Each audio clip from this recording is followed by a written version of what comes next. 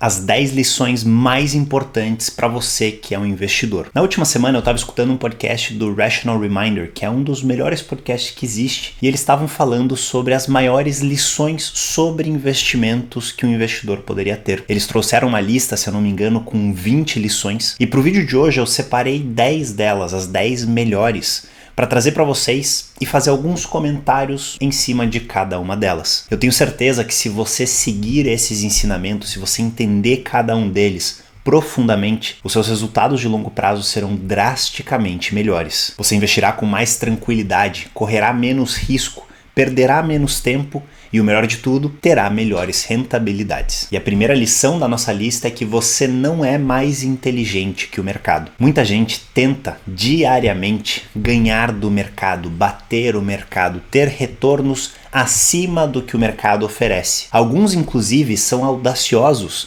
em dizer que esperar o retorno do mercado ou aceitar o retorno do mercado é ser medíocre, usando medíocre como uma palavra pejorativa. Ter a rentabilidade do mercado é sim ter a rentabilidade média do mercado, que é muito superior à rentabilidade da maioria dos investidores. Para ilustrar esse tópico, eu lembro de algo que eu li num livro incrível, que é o The Incredible Shrinking Alpha, que inclusive os alunos da Autonomia têm acesso ao resumo em áudio de cada um dos capítulos. E nesse livro ele faz uma analogia com tênis. Ele diz Roger Federer, que na época que ele escreveu o livro era o melhor jogador daquela época e talvez da história até então, ganhava de todos os seus oponentes na grande parte dos jogos. Então a habilidade relativa do Federer frente ao outro oponente, frente à pessoa que estava jogando contra ele, era muito grande. Porém, se Federer jogasse contra um oponente que combinasse as melhores qualidades de todos os outros jogadores, ou seja, melhor saque de um jogador, melhor jogo de rede de outro, a velocidade altíssima de um deles, a consistência de outro, o Federer não teria a menor chance. Afinal, ele estaria jogando contra a habilidade coletiva. Você, como investidor, pode até ser que tenha alguma habilidade a mais, que você tenha um conhecimento a mais, que você se esforce a mais que os outros. Porém, jogando contra a habilidade coletiva do mercado, você não tem a menor chance. E entender que não somos melhores e não somos mais inteligentes que o mercado, aceitando o que o mercado tem a nos dar, é a primeira e mais importante lição que eu trago para vocês. A segunda lição da nossa lista é que o mercado sempre olha para frente. E isso confunde a cabeça de algumas pessoas. Muita gente fala, os dados de desemprego estão em determinado patamar. O PIB veio em determinado patamar, está crescendo, está caindo, a inflação está em determinado patamar. E tudo isso é olhando para coisas que aconteceram no passado. Muita gente fala, quando a recessão acabar, eu entrarei na bolsa ou eu começarei a investir. E esse é um grande erro, porque o mercado não olha para o que está acontecendo hoje. Ele olha para previsões do que acontecerá daqui 3, 6, 9, 12 meses. Então pode acontecer, por exemplo, que a gente nem ainda esteja em uma recessão e o mercado já esteja precificando a saída da recessão, o fim da recessão lá na frente. Então você esperar para sair de uma recessão, para então começar a investir, ou tentar entender quando uma recessão começa para se proteger dela, não funciona no longo prazo. Porque o que está acontecendo hoje não importa mais. Se você investe baseando-se em notícias atuais, eu tenho uma má notícia para você. Você está perdendo o seu tempo. A terceira lição da nossa lista de hoje é que tempo investindo traz melhores resultados do que tentar entrar e sair do mercado de acordo com os ciclos. Falando em português fica meio estranho, mas tem um ditado muito bom em inglês que diz Time in the market beats timing the market, que é a tradução do que eu tentei traduzir anteriormente. Esse ensinamento diz que é muito mais importante você investir por um longo período, deixando que o poder dos juros compostos faça a sua mágica, do que você tentar entrar e sair do mercado nas horas certas, antes da recessão, quando a recessão terminar, de você fazer o market timing, que seria essa tentativa de comprar e vender na hora certa. Isso não funciona. Nenhum investidor foi capaz de entrar e sair na hora certa dos mercados com consistência no longo prazo. Obviamente, alguns dão sorte aqui e ali e conseguem sair logo antes de uma grande queda ou entrar logo antes de uma grande alta. Mas como eu disse, isso não passa de sorte. E o simples fato de você tentar isso vai te prejudicar fortemente. Então, adote uma estratégia e fique com ela por vários anos, de preferência várias décadas, para então colher ótimos resultados. A quarta lição do dia é que a maioria dos fundos não ganha do mercado. E aqui eu digo fundos ativos, com uma gestão ativa, com um time de gestores por trás, tomando decisões, dizendo no que investir, no que não investir, quando entrar e quando sair do mercado. Além dessas estratégias não funcionarem com consistência no longo prazo, esses fundos cobram taxas altíssimas, que não são compensadas pelo que eles entregam. Se olharmos estudos como o Spiva Scorecard, a gente vê que 92% dos fundos no Brasil, em períodos de 10 anos ou mais, não ganham da média do mercado, mesmo alguns falando que o mercado é péssimo. Nos Estados Unidos, esse número também fica em torno de 90%.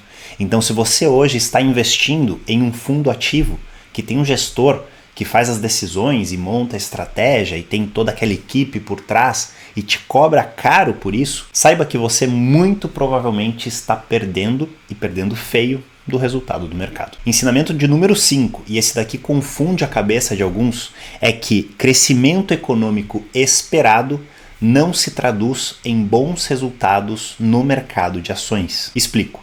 Muita gente diz, vou investir na Índia porque a Índia é um dos países que mais crescerá daqui em diante. Consequentemente, meus investimentos lá trarão bons resultados. Ou vou investir no Brasil, ou vou investir na África do Sul, na Colômbia, nos Estados Unidos, seja lá qual for o país ou região que você escolhe. Investir nesse país ou região porque você espera que o crescimento econômico futuro seja muito alto, não te garante bons resultados. Inclusive, alguns estudos mostram uma correlação negativa entre crescimento econômico e resultados dos investimentos. Ou seja, quanto mais cresce o país, pior é o resultado que os investidores têm investindo naquele país. É muito contraintuitivo, mas a explicação é a seguinte. Toda vez que existe uma esperança de um crescimento muito alto no futuro, isso já está precificado, isso já está no preço. Lembra que eu falei que o mercado sempre trabalha com expectativas futuras? Então, se essa expectativa já é de um grande crescimento, e se você acha que a Índia vai crescer muito, pode ter certeza que milhões de outros investidores também acham isso, o preço daqueles ativos já está mais alto, já está refletindo esse possível crescimento. E o investidor só terá melhores resultados se aquele crescimento for além do esperado, se aquele país ou região crescer mais do que está esperado. Então, buscar regiões e países que terão um alto crescimento no futuro para investir mais pode ser um erro. A sexta lição do dia é que uma boa gestão de carteira não compensa um planejamento financeiro ruim. Ou seja, não importa o quão perfeito seja o seu portfólio, o quão ideal sejam as suas posições, se você escolhe as melhores ações, os melhores ETFs, o melhor país para investir, não necessariamente o que mais cresce, isso não compensará um planejamento financeiro ruim. Se você não tem organização financeira, se você não aporta altos valores,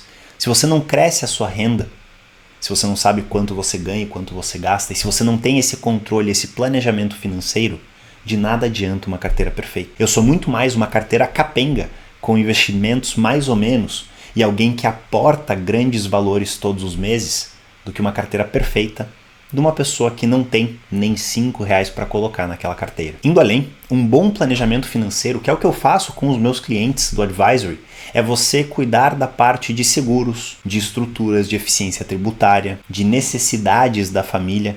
Tudo isso, bem feito, importa muito mais do que uma carteira perfeita, que inclusive nem existe, eu já vou falar sobre isso. Ensinamento de número 7, risco e retorno esperado são positivamente relacionados. O que isso significa? Quanto mais risco você corre, maior é a expectativa de retornos daquele investimento. E agora, 2 cuidados com essa afirmação. O primeiro deles é que risco maior não significa um risco estúpido, não significa um risco sem noção. É um risco que dentro do espectro de risco não está naquele exagerado.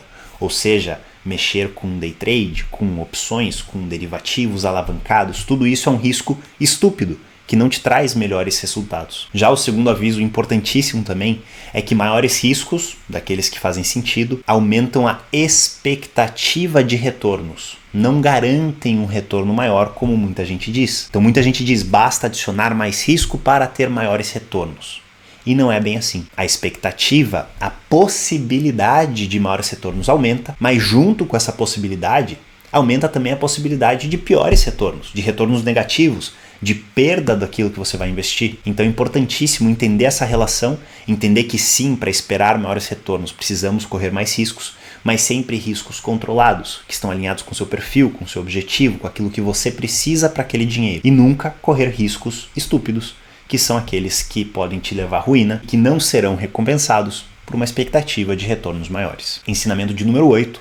Taxas e impostos importam e muito. Eu vejo muita gente focando nas melhores empresas, nos melhores ativos, na carteira perfeita e negligenciando custos e impostos. E isso eu aprendi quando eu trabalhava na Merrill Lynch, um dos maiores bancos de investimentos do mundo, onde os juros e o retorno estavam muito baixos naquela época nos Estados Unidos. E a melhor forma da gente entregar resultado para os nossos clientes era cuidar dos custos, baixando-os ao máximo, e cuidar dos impostos, buscando a maior eficiência tributária possível. E eu vejo muita gente na internet, principalmente, ensinando estratégias que no papel são ótimas, mas acabam sendo muito caras e muito ineficientes tributariamente. Então tome muito cuidado com quanto você está pagando de taxas, taxa de administração, taxa de performance, principalmente em fundos ativos que não ganham do mercado, e se você está aproveitando ao máximo as regras, tipos de contas, investimentos e estratégias na parte tributária. Ensinamento de número 9. Não existe um portfólio perfeito. Muita gente busca esse portfólio perfeito, mas o problema é que a gente só sabe o que foi perfeito olhando para trás. A gente só sabe quais foram os melhores investimentos até agora, mas nunca quais serão daqui para frente. Então é um erro muito grave. Primeiro você se concentrar em um ativo, em uma estratégia só, acreditando que ela, porque foi a melhor, continuará sendo a melhor. E é um outro erro grave você basear a sua estratégia hoje para buscar melhores retornos no futuro no que aconteceu no passado. E é justamente por isso que a gente diversifica entre classes de ativos, regiões, moedas, estratégias, para que pelo menos uma boa parte da nossa carteira tenha uma boa rentabilidade no futuro. Não somos capazes de adivinhar qual ativo ou qual estratégia específica terá essa rentabilidade, mas com uma carteira bem construída e bem diversificada, a gente aumenta muito as chances de participar delas. Ensinamento de número 10, e talvez um dos mais importantes junto com o de número 1, é que a melhor carteira de investimentos para você é aquela que você consegue manter pelo maior tempo possível. De nada adianta eu te trazer aqui qualquer estratégia de investimentos que seja, sendo que você não conhece ela, você não confia nela. Você não está confortável com ela independente do que aconteça. Existem sim estratégias melhores, estratégias piores, estratégias mais ou menos, mas a melhor estratégia para você é aquela que você consegue replicar e consegue se manter disciplinado e continuar com ela no longuíssimo prazo. Um exemplo perfeito disso é o Luiz Barsi. Ele é o maior investidor pessoa física do Brasil. Ele tem mais de 4 bilhões de reais investidos na bolsa. Mas ele segue uma estratégia que não é a perfeita, que não é a melhor, que não é a mais eficiente, olhando para todas as estratégias globais. Ele foca muito em dividendos, ele se limita apenas ao Brasil, ele foca muito em determinados setores, mas apesar de não ser a estratégia mais eficiente, de existirem sim estratégias muito melhores que a dele, ele seguiu essa estratégia com muita disciplina, com muita consistência, por mais de 5 décadas. Então veja que talvez não seja a estratégia perfeita, mas foi a estratégia perfeita para ele, porque foi aquela que manteve ele no jogo durante várias décadas. Eu aqui sempre tento ensinar a melhor estratégia, sempre tento trazer para vocês aquilo que é mais eficiente no mundo dos investimentos. Mas se você me disser, Daniel, eu não consigo seguir o que você ensina, eu prefiro seguir a minha estratégia, que é focar em dividendos, seja lá qual for a estratégia, e é nela que eu vou aportar por várias décadas, eu vou te falar, ótimo, você achou essa estratégia, você confia nela, e é com ela que você vai conseguir os melhores retornos de longo prazo. Porque pode ser sim que você tenha a estratégia mais eficiente, as melhores posições, não confie nela, e na primeira crise, na primeira pancada que você levar, que eventualmente vai acontecer, você simplesmente abandona os investimentos. Teu resultado final vai ser muito pior do que aquela carteira, mais ou menos, que você consegue enfrentar essas crises e investir para o longo prazo. E por último, eu prometi 10 ensinamentos, mas eu vou trazer um ensinamento bônus, principalmente para aqueles alunos que têm mais dinheiro, que me acompanham aqui, que é o seguinte: a riqueza não te dá acesso a informações que te permitem ganhar do mercado. Muita gente que tem muito dinheiro se ilude com o mercado financeiro, enganando essa pessoa, porque eles dizem, olha, você é cliente private, cliente black, cliente platinum, inventam esses nomes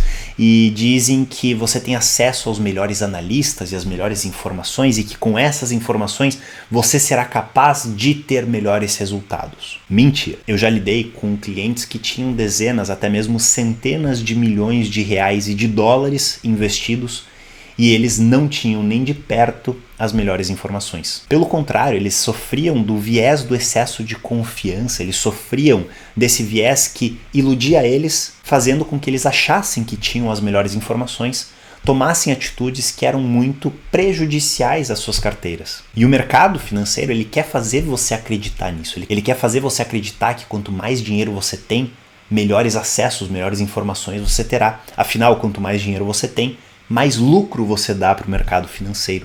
O que eles não te contam é que qualquer investidor, independente do tamanho de carteira, independente de quanto dinheiro você tem, é capaz de seguir uma estratégia que ganha de 90% dos investidores profissionais.